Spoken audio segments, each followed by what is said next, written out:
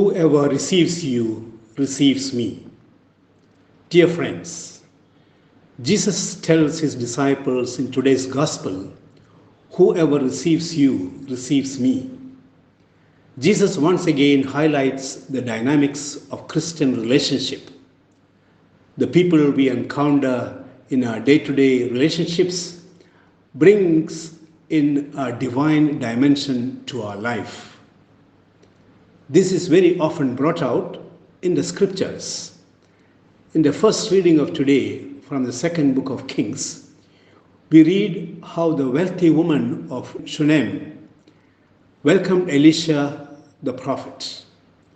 She saw Elisha passing by. She told her husband, "Behold, now I know that this is a holy man of God who is continually passing our way." Many people saw Elisha passing that way, but this woman was able to see him as the holy man of God.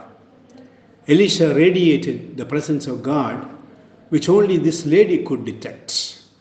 Her own life too is changed due to this encounter. Elisha promises her, "At this season, about this time, you shall embrace a son."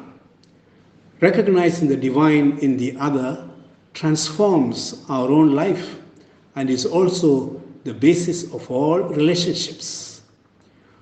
We have another incident in the life of Abraham narrated in the book of Genesis, chapter 18. Abraham greets three men who were standing near his tent, and he offers them hospitality. He greets them as, "My Lord, if I find favor with you, do not pass by your servant."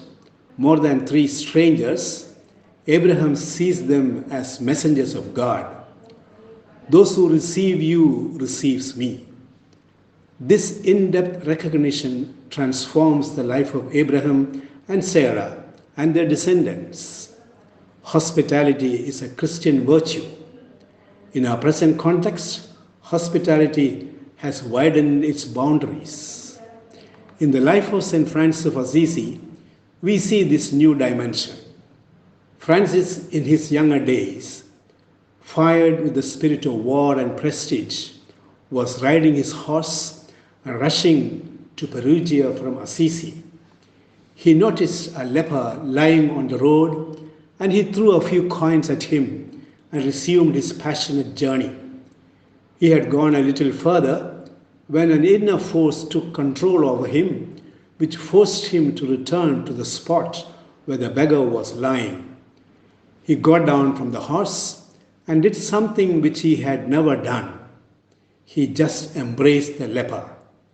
This gesture welcome transformed Francis of Assisi into a trendsetter and a saint. We are living in a particular historical period which further widens the concept of hospitality. We are living with the phenomenon of migration.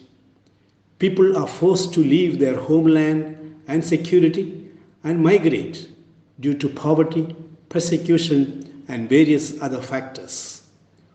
Pope Francis is encouraging all to welcome them.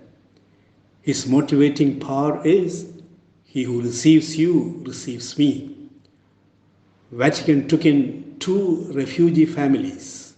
As Pope calls for every religion, every parish, every religious community, every family to open their doors in welcome to the migrants. Hospitality can degenerate into empty rituals and get poisoned by selfish motives if not empowered by the divine grace. "He who receives you receives me."